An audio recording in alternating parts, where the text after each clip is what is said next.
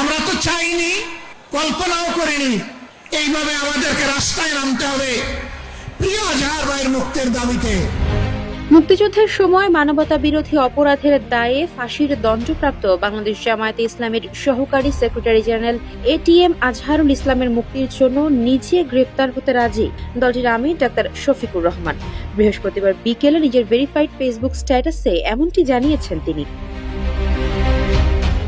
Doctor Shafiqur Rahman লিখেছেন, ATM Azharul ইসলামকে কারাগারে রেখে বাইরে অবস্থান করা তার পক্ষে আর একেবারেই সম্ভব নয়। তারা সরকারকে যথেষ্ট সময় দিয়েছেন। এই জুলুমের প্রতিবাদে ও আজহারুল ইসলামের মুক্তির দাবিতে তিনি নিজে গ্রেপ্তার হওয়ার জন্য 25 ফেব্রুয়ারি আদালত প্রাঙ্গণে হাজির থাকবেন। জামায়াতের আমির ফেসবুক স্ট্যাটাসে লিখেছেন, আপনারা নিশ্চয়ই লক্ষ্য করেছেন ফ্যাসিবাদের নিষ্ঠুর জুলুমের শিকার মজলুম নেতা এটিএম আজহারুল ইসলাম সাহেব এখনো বন্দী রয়েছেন।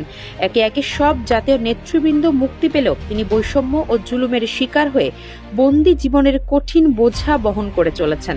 তাকে কারাগারে রেখে বাইরে অবস্থান করা আমার পক্ষে আর একেবারেই সম্ভব নয়। আমরা সরকারকে যথেষ্ট সময় দিয়েছি। শফিকুর রহমান বলেন, আইন মন্ত্রণালয় এবং স্বরাষ্ট্র মন্ত্রণালয় যেন তাকে গ্রেপ্তার করে কারাগারে পাঠানোর ব্যবস্থা গ্রহণ করেন। সময় মতো তাকে যথাস্থানে পাবেন বলেও জানান এই নেতা। যমুনা রাইস কুকারে আছে 3-in-1। পল্টন মোড়ে আয়োজিত সমাবেশ ও বিক্ষোভ মিছিল কর্মসূচিতে জামায়াতের সহকারী সেক্রেটারি জেনারেল এটিএম আজহারুল ইসলামের মুক্তির দাবি জানিয়ে দলটির আমির শফিকুর রহমান বলেছিলেন, জামায়াত 15.5 বছর কোনো অপশক্তির কাছে মাথা নত করেনি, জীবন দিয়েছে কিন্তু আপোষ করেনি। আর তাই জামায়াতের ধৈর্যের পরীক্ষা না নেওয়ার আহ্বান জানিয়ে তিনি বলেছিলেন, মেহেরবানি করে চোখ রাঙাবেন না। শফিকুর রহমান বলেন, আজহারুল ইসলামের মুক্তি না হওয়া পর্যন্ত সমাবেশ বিক্ষোভ আন্দোলন অব্যাহত থাকবে। এ নিয়ে সরকারের শুভ বুদ্ধির উদয় হবে বলেও আশাবাদ ব্যক্ত করেন তিনি। কোন জিনিস এখনো আজহারুল ইসলামকে আটকে রাখতে বাধ্য করেছে সে প্রশ্ন তুলে শফিকুর রহমান বলেন, 5 আগস্টের পর একে একে সবাইকে মুক্তি দেওয়া হয়েছে। সর্বশেষ মজলুমকেও মুক্তি দেওয়ার অনুরোধ জানান তিনি।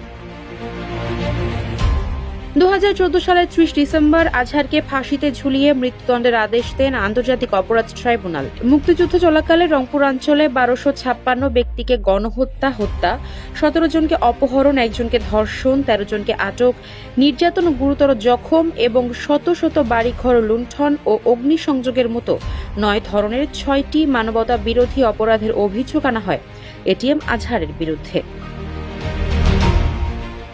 আফসারা নাজ, নিউজ ডেস্ক, ইত্তেফাক।